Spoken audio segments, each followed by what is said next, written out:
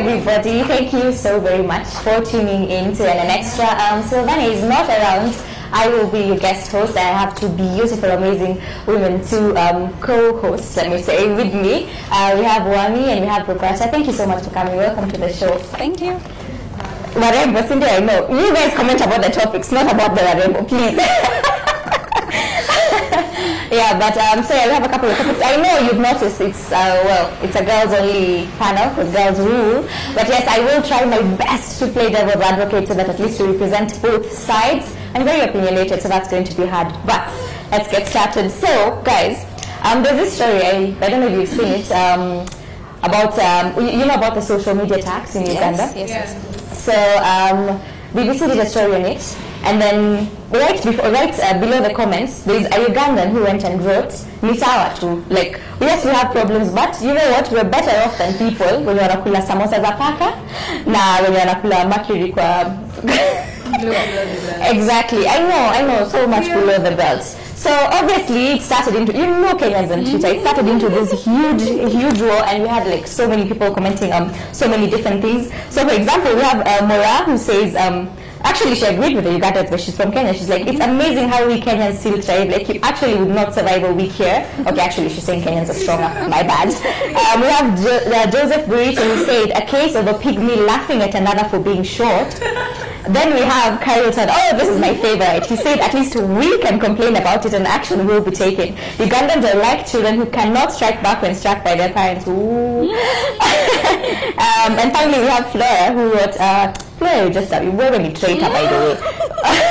She wrote, and just like that, we agree that taxing the social media is not such a bad thing after all. Don't joke with us, we are very cooperative, copper fan. So, Misawa, by the way, just side with them, Flora, it's alright. So, yes, side note kidogo. What do you think about the social media tax, Roberta? I think it's ridiculous because why? Of all things to tax. So, you know, everyone, but I don't know, I think maybe the left, some of the really because really kunyanyasa everyone else. But anyway, from the comments we get to see what people really feel about Kenya. Because I feel that's how people are perceiving us, that's now how they see us. A very joke. With the jokes, like everyone knows about the cats and everything, but... Okay, and back to Vanessa's point. I don't know. I mean, we already pay taxes for so many other things, and some of them maybe make sense. And we tend to think in general that kulipa tax ni sawa. So why do we suddenly have a difference of opinion on social media? It's something we use. It's something that we have fun with. Something that benefits us. And if we can build the country while having fun, why not? Why do you have a problem with it? Oh wow. Do you have a problem with it? Yes, I have a problem with the social media tax. Yes, I have a problem with it because I mean, everything you're taxed one if you're earning a salary or if you're in business, you're taxed, yes. And even on top of that, when you go to the supermarket or when you buy literally anything, you're taxed again. So why again would you be taxed on already going to social media? You have to subscribe you have to get bundles. So on top of that, again, there is another tax. No, I think that's way too much, and it's taking it too far. And I don't think there is much controlling with taxing people on social media. I think let people be free with social media, because in the first place they are paying for the bundles, and of course the company they're subscribing to, they are paying the taxes, so that's enough. So let people log into social media, let them express themselves there as much as Whose side are you on? It is now the attack that came through. Yes, I agree with the Kenyan who said that Ugandans are like children. In the spirit of patriotism, I support that election who cannot strike back. But again, wow, it's interesting to be a Kenyan. It's when you think about it, it's you think that Kenyans are made of Aki, we are made of metal. They have a very strong health, you know, the immune system on another level. Because you think you eat samosas made of cats. I know. There is mercury in your sugar. I mean, one after the other, and that's only what we've discovered. There's things that we haven't yet figured out. Okay, fine, we are surviving, but which country has the bigger problems? Because the Ugandan guy seems to think that since we were a lost cause, which country would you rather, which problems would you rather have? I'd rather have the Kenyan problem. So kwa sawa na kukula samosa. Yo, people, get this on screen. Like she actually said, yako sawa na kukula samosa paka. You know what? To each his own. To each his own. Maybe it's okay. Maybe it's just taboo in our communities, but maybe it's edible. You can also console yourself in the fact that it was not all over Kenya. It was in a part of Kenya which you haven't visited. Not all over Kenya as far as you know. Yes, it's all over Kenya, and it's and good thing you haven't visited that part of Kenya, so you want to believe yourself and you haven't consumed it yet, because even if you've taken like samosa in the recent past, you haven't had a running stomach, or you haven't had any funny feeling. So struggle with the Kenyan problems. Better, I want to be in Uganda. I don't think what is starting. But who won in terms of the roasting though? Patriotism aside. Kenya. Have you seen the fights on Twitter? I know. I actually have to say, I mean, playing devil's advocate again, I actually think that this time, at least Uganda tried. Like the first one, walitugonga kusema kweli, yes, maybe we did recover, but walitugonga mara kwanza, because considering the number of memes that come out, nakumbuka at the time they were doing Kenyan police versus Ugandan police, Kenyan transport versus Ugandan transport. Wow, that was just, it was crazy. It was mad. I'll tell you who I do have respect for, South Africans on Twitter. Those people are fire. That's one, you just have to agree. It's really bad. Anyway, moving on, still with our problems. Oh Lord, Kenya's problems are so many. So now we have this incident that happened in a Nyeri church. So thieves broke into a church and stole 1 million Kenya shillings. So apparently they had guns and everything, but they didn't. Nobody was hurt because they all cooperated. They gave the money away and things like that. The service was like, on, or no, there was no service. Actually, there's very few people inside the church. But still, I think it takes some certain amount of metal. Like, I mean, what you it's one thing to steal from a church. What sort of madness is that? Like, I think, I'd like to sort of blame it on the fact that there are a lot of stories on how rich churches are. Just to start there. That is one of the 1 million church. Because one, you don't expect that much security in church, because the church is this place where drama scenes expect them in church. But then with the stories of how much churches are making, I think people have now.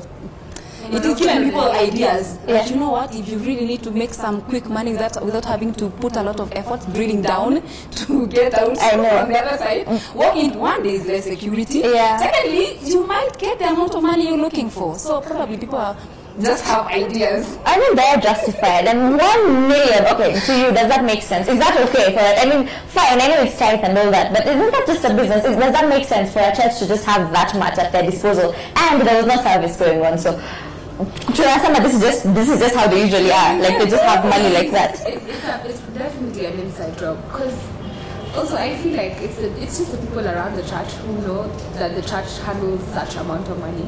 So it was a bit easier for them. When you see that kind of money, you don't start thinking, guys, it's a church. Or you just see it's money is money, you know. I know. That's what I think. Yeah, but don't you think, okay, and I know this is a stretch, but you know what? The Bible can be interpreted. And let me just ask you one thing though. Assuming that these are like some really broke people and they got to know that there's this money and all that. Don't you think, I mean, God works in mysterious ways. So, I mean, can't you justify it yourself? Like, if I was the thief, that's how I would be justifying it. Like, there is money, it's easily accessible. I have come to find out of it, you know. Like, I think you can justify it. But I think Kenyans, I don't know, malls, guts, neat, and like, hey man, guys are so brave.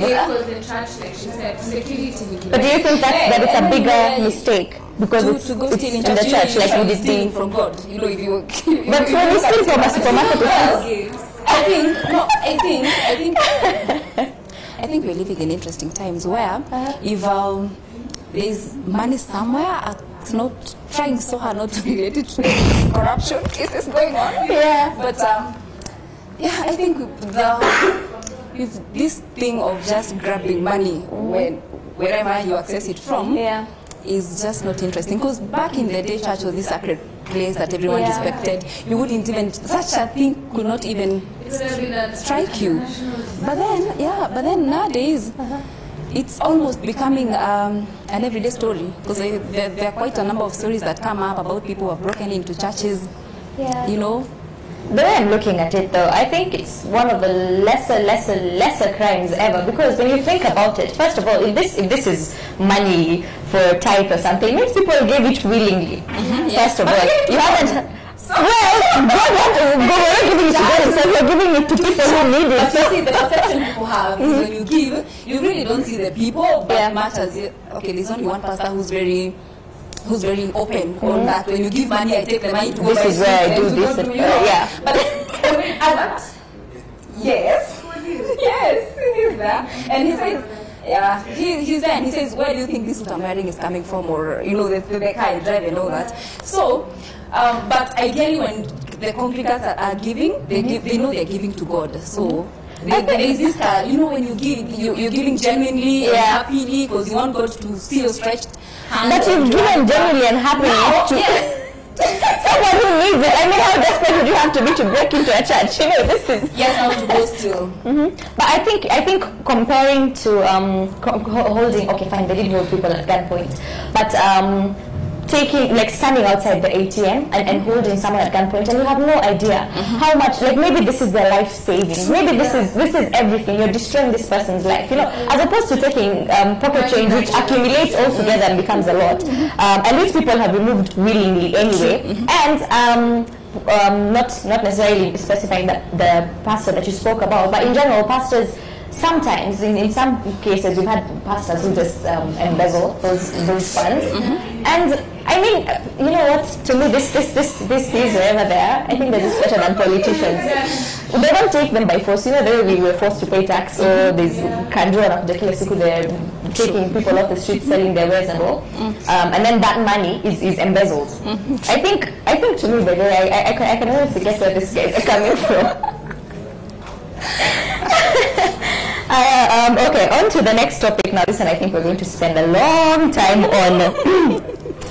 So there has been this debate that has been going on Twitter for a while now. Actually, I think it originated from, where I first saw it from was a guy called Mariga, who started a thread talking about the number of times that girls have expected him to pay for drinks. Now, in his reasoning, if I invite, whoever invites the other is the one who's supposed to pay for the drinks. But then he highlighted a case where some girl invited him, and then he went and found she was with her girls, and then at the end of the night they expected him to pay, and he didn't. He paid for his drinks and he walked away.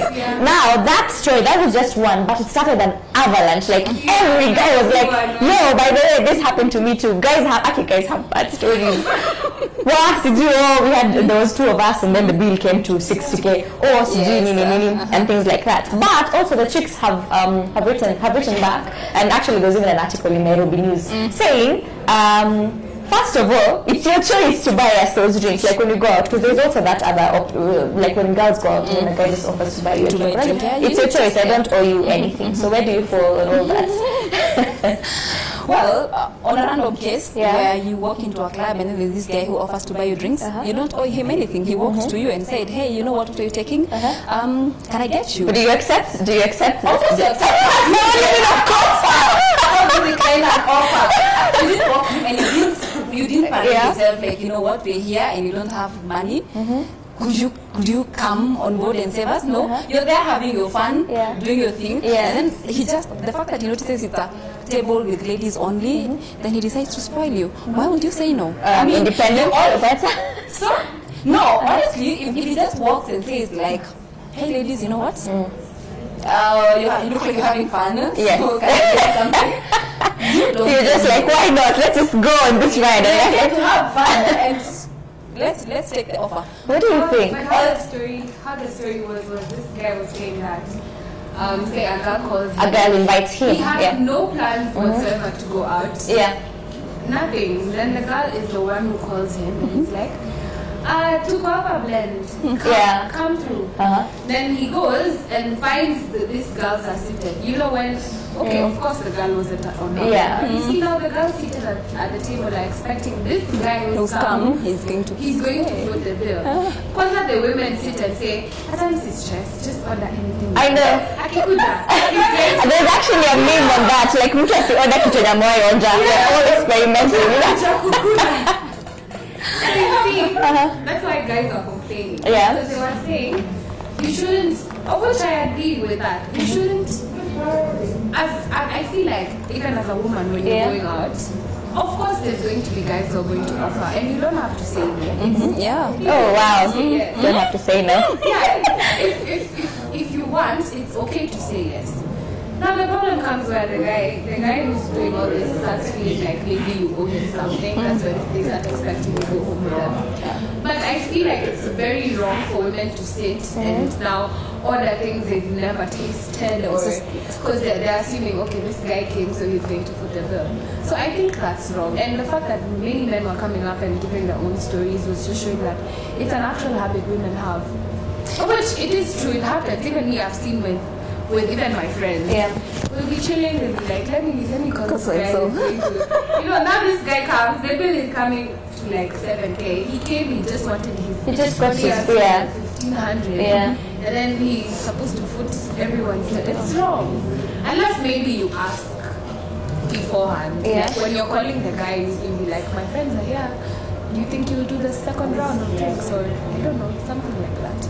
But women are really not. No, but swimming tables were attend, and it's the guy who called you, and he's like, oh, I'm with a bunch of my friends, and the first round is on us. But are you coming? And if you're coming, can you take the second round? Would that be fine? I feel like if he communicates, okay, for me it would be okay. Really, even though he's invited you, he's the one who called. If he asks. Not to expect, say I'm the one who in a friendship has money. You know, you have friends like that. You know, even when you go out, it's just like, easier for them to I've taken care of. So maybe that's the capacity they're calling me in. Okay. They call me because they know, I know that So if I am able, then let me know in advance. It's not really nice, but I don't know, let me know. It's better than we're done, the bill comes, oh my God. People are like, and you're like, no, I just came because you called me. You know. Wambo? You had something to say. Ask for another question. Yes, in a scenario where you're the one who's invited someone, I feel the moment you invite someone, I think you should take care of it because you're the one who's invited them. Probably they were just in the house chilling, it wasn't in their plans. And maybe one of the reasons why they were inside the house, they really would have liked to go out, but maybe they didn't have the money. So when you come through and call them, hey, we're here, would you come and join us? In that case, I feel, yes, you who have invited someone, you should foot the bill. That should go both ways. And yes, it's not a case where it's just the guy who's inviting. Even if you're really, I don't know how comfortable men would be with the lady paying. The lady paying much as the one who's invited them. But as long as you've invited someone and you're a lady, I think show the initiative. I didn't call you here to pay. Because I'm calling you for company. I can take care of this, but if he insists, well. Okay. Most men actually not most men will agree for the lady to, and especially if it's but show the initiative. At least show the initiative, and then. Call you here to pay my bill. Yes. Okay. I guess that's again. You're hanging out with your friends, and then. If probably you're going out and as a lady and you're going with your friends and you want this guy to foot the bill, I think it's only good to let him know. I'm coming with my friends. Are you okay with this? Oh yeah, speaking of which, that's a whole new thing. This, if a guy invites you and then you're bringing other chicks, what do you think? Is that acceptable? Is that okay? It depends. Hey, this one. No, okay. It depends on if you're comfortable hanging out just the two of you, or if you're not comfortable hanging out the two of you, then you can bring another friend, but just don't surprise the guy. Like, you know what, okay, then I came with so-and-so. Just let him know, well, I'm with so-and-so and you don't mind, can I bring her along? If he's comfortable, yes. If he's not and you're not comfortable, then just rather not meet altogether. No. So I think that's the where it depends on. Yes. Okay, I suppose all that is pretty straightforward. Now, back to the not so straightforward aspect of if a random guy just sends drinks your way. I mean, okay, we're grown-ups. Yeah. Obviously, this guy is not sending drinks because he's a good Samaritan or because the pastor said treat your neighbor well. You know, I mean, obviously he has an intention. And you know from the beginning of the night that he has an intention. Then is it not sort of wrong to still accept the drinks anyway, though you know you're not going to give up your, end up, giving your end of the bargain? I just feel like men need to stop feeling like entitled. Now we owe them something. You know, umefanya kwa hiari yako. It's like how we were talking about the type. You don't give and then you expect that you saw something is gonna come back. So men need to stop feeling like they're owed something when they buy drinks because they bought the drinks wanting to. It's on them. No, I mean okay, fine. On if I say yes to the drinks, then it's just that. It means I just wanted the drinks. But if I'm interested, of course, I will show the interest back. I'll probably come even say hi, sit with you, something like that. But it doesn't mean now I have to be around you because you tend to drink drinks. Okay, fine. On pen and paper, that makes sense. Like someone can't even sue you at I bought you drinks, you have to go home with me. I just mean, okay, emotional is not the word, but yes, in terms of morality and not so much right and wrong, you already know, like this person by buying you that drink has expressed interest, and you know that you're not interested back. So why is it that for as long as his interest benefits you, you're okay with encouraging him or not really stating a stand until when you actually have to respond, when you're expected to respond in kind, that's when you realize, oh, by the way, this is not convenient. So isn't it wrong? Because girls know. So it's not. Would you I'm playing devil's advocate though, nobody asked me questions.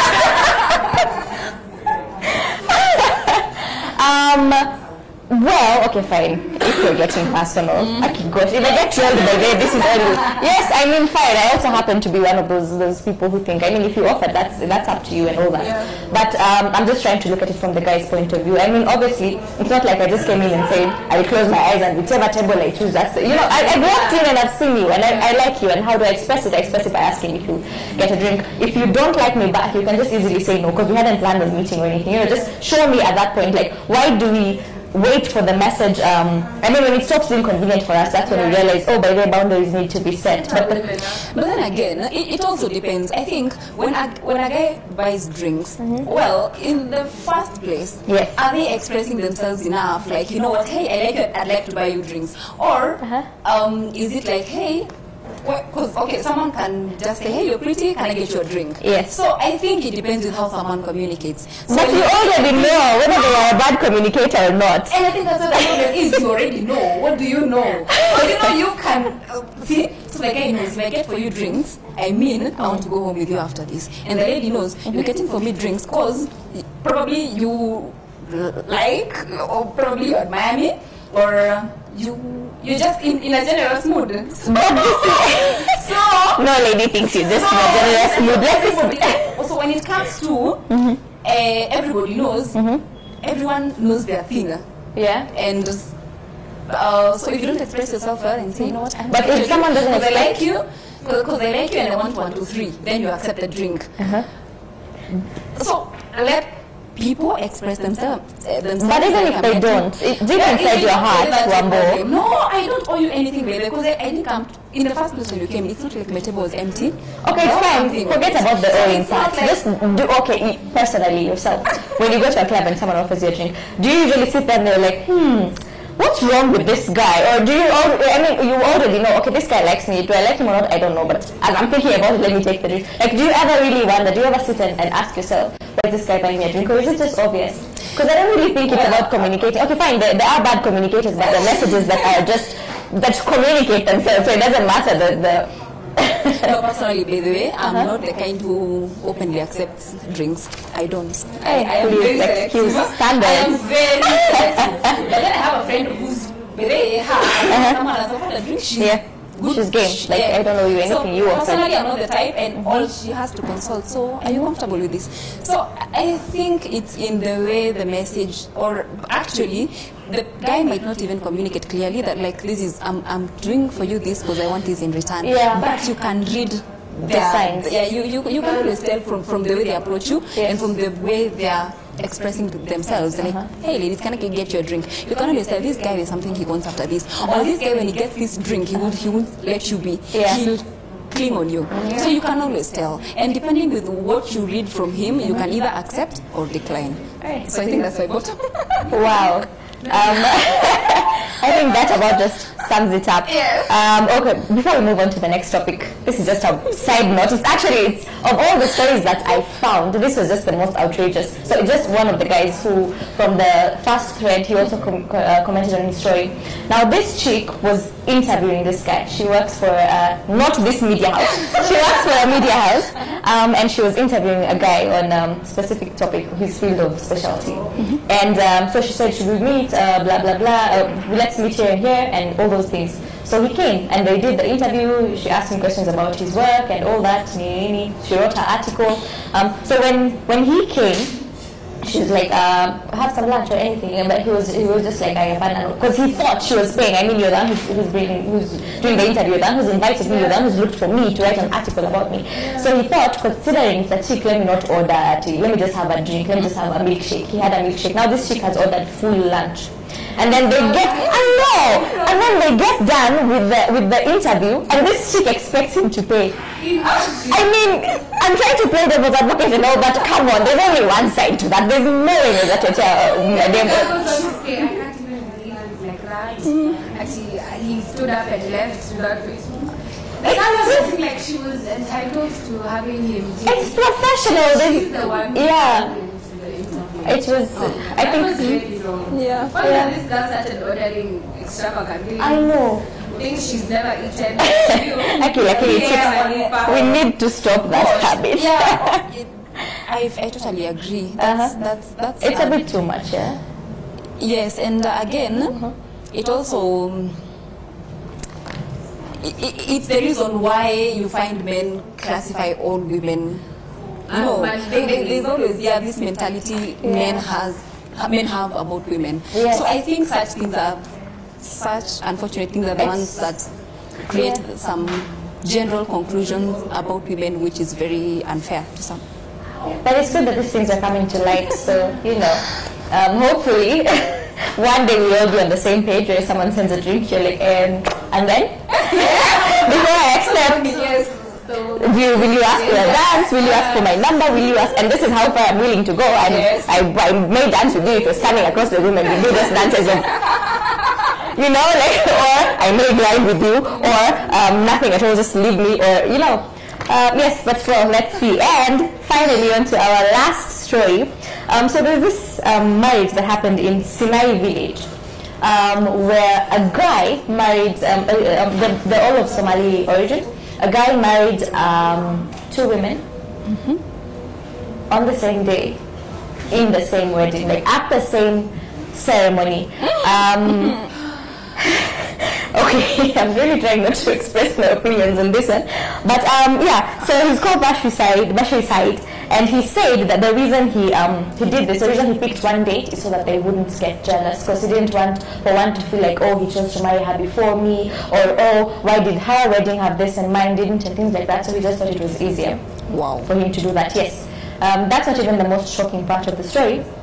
So he says when he was, for him to have come to that agreement and to decide all that, he was dating both of them. So while he was courting them, he actually used to hang out with both of them. Like he would wake up in the morning, no, I'm going on a date with my 2, hopefully they will say yes, girlfriends.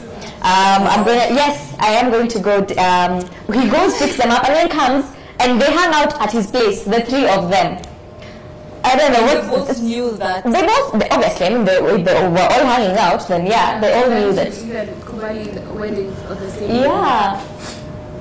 I think it's shocking because we're not really used to such stories. But then normally I wouldn't, like a normal just, I don't know, I wouldn't accept. And then knowing how women are when it comes to Jealousy. emptiness. Yeah. But then doesn't he then have a point? How this happened? Like you know, you go meet them at the same time, hang out with them at the same time, and wed them at the same time. At the same time. But doesn't he There has then? to be a complete understanding. Like they have to have reached a point where I feel like they're even friends. Ama they like each other. Ama they, because I don't know how you bring someone else into our relationship and we're supposed to all be happy from You happen to think Yes. they're not friends before. Yes, I happen to think they're not friends because I don't see how. Hey, man. Well, I'm trying to imagine I and my friend dating the same guy. I think we all have that one friend that you really don't want to introduce. Because you know. So it would be worse if it was a friend. They're not friends because, well, then that minimizes the chances of cat fights. I think so. I feel like not that they were friends prior when they met this guy. I feel like during now that the interaction. of the courting and the dating, they had to reach an agreement where now they just have to accept, because they have said yes and they are doing this, like they're getting married on the same day. I don't think that would be possible if these girls hated each other and were drama. But I feel like now within the confines of the relationship, they have to just be on Sit down and agree that, I think they must have compromised a lot. I think they must have compromised These a things lot. happen. These stories are really, like, they're big. These things are really happening. It's just that I feel like in Africa, maybe they don't get highlighted as much. Yeah. Because we have one in Kenya. Well, I accept on polygamy. I accept that yes, as a woman, you can know your man is dating someone else, and along the way come to accept it. But this thing of dating together, That's and then so for you the wedding the is same day. I think that's totally. okay. No, but I mean, can't you see his point? Because if you're dating two women and they've already That accepted, was smart. I feel like that. if he was to choose to marry, sense that he's going to because if spend he, less. not in, okay, spend less too. Although I'm assuming for him to get such a deal, he must have a lot of money. Because I don't understand what else those chicks would have. You know what would make them agree to that? But I mean, if you're fine with having a polygamous relationship, don't you then think that if he said he was marrying her first, you would feel like, why is their wedding coming before ours, or why is their wedding happening here and here, or all those questions. Don't you then think that much as we're talking about jealousy, he sort of did curb it. But then, at what point do you put attention? Because I think you want attention from this guy. So at what point will you get it? When you know all the time, you're the two of you. So I think this is what they should have done well. Okay, please. Let's hear this. No, I think this is what they should have agreed on. You know what? Both of you know this is a guy talking. I think both of you are special to me, and I would wed each of you on a different day. Yes, but who comes first? These are the terms and conditions. The wedding, the budget will be the same, and we can change the decor. The colors of the wedding might change maybe to your preference, but the budget and generally the everything will be the budget will be the same. For both, yes, but and then you get to personalize it according to. Day, but I don't know whether but exactly is allowed to wed twice. I don't know whether the man is allowed to wed twice. Is the man allowed to? I mean, considering it's a cultural thing, so yes. So yes, if that's possible, why not? So that at least you will have your wedding day. And I had this photo with him alone. Okay, fine. And they're such beautiful women. I mean, But so because I don't know if love is enough to just let you. I mean, love is jealous, right? So you wouldn't have to share if. You see my point? Okay, fine, but okay, fine, you can resolve all that, but how do you resolve who gets married first? Yeah. Rock, paper, scissors, or, I mean... No, you see, well, we can toss a coin. Wow, that's how you're going to decide your wedding date. Such a huge day. We've already agreed. No, I feel that's much better than wedding on the same day. I think I have a problem with wedding on the same day. So my wedding can come later, as long as at least I will have my color, my choice of colors. Yeah. At least the attention will be on the two of us. Okay. I have no problem with that. My wedding coming second, unlike having it on we're having it together and then everybody's, it's never going to be your day. Yes, I think I just have a problem with that. I just don't. Yeah, I don't have a problem with that as long as everyone is okay. Yeah, I mean, yes, as long as they're happy. Yeah, no, I mean the people getting married. Yeah. As long as it's a decision they've made and they feel like it's okay for Nobody's them. been forced into anything then. Yeah. Yes, okay, fine. Back to your point. I can't wrap my head around it. Okay, fine. You guys both choose your days and you have your amazing, wonderful day. So on the day of this other wedding, what exactly? I mean, yes. Are you attending? Do you stay home and cry? Are you the best maid? No, you're the best maid. You're actually very bad. You're just a guest somewhere seated. If you choose the back corner, that's fine. I have no problem with you. And if you choose to attend or not, it won't affect me. What matters is I and my man, we're having a wedding and the other day, and we have everybody. No, that's not the way we're talking about the other woman. What about you? If it's now not your day, what do you do? I'm the one who wedded first. Yes, and then now it's the other wedding, yeah. Look at your face. It's very hard for me to put myself in this situation. Yeah. It's still, but if I were the one who wedded first, well, in the first place I knew, yes, we were the two of us, and this other lady's wedding is coming soon. Yeah. Depends. I think I will attend. Because in the first place you're okay. Yes, with your you've man already having another accepted woman. this, yeah. So I think I would dress up.